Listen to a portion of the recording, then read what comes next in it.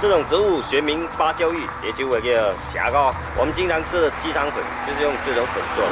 这就是鬼等凤的原材料，虾膏挖根部下面的，然后把它磨成粉。鬼等凤也叫虾膏粉，先把粉加水打散，再沉淀过滤，去掉杂质。沉淀过滤了2遍的粉浆，看这水现在已经很干净了。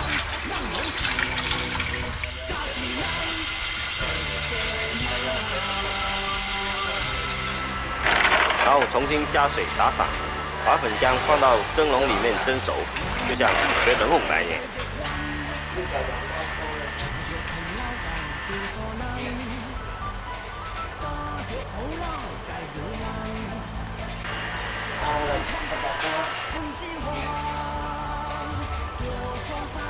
这就是新鲜出炉的鬼等凤，现在很烫啊，晶莹剔透的，看这蒸出来的鬼等凤，颜色很透明，更净，非常的好，袂滑了。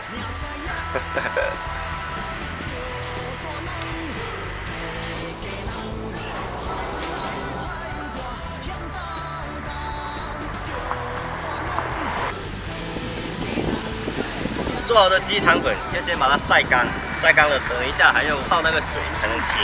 再给点爆跟我，爆单啊！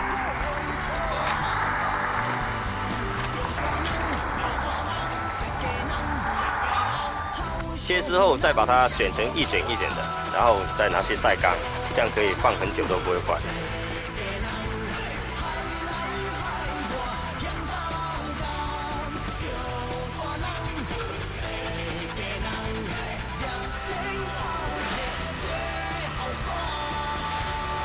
吃鸡肠粉要先用开水浸泡半个小时，如果要快也可以直接焯水后过一下冷水就可以炒或是煮。炒鸡肠粉牛肉包做法，3哥往期视频有。想吃正宗凤凰特产鬼等凤，实行哇！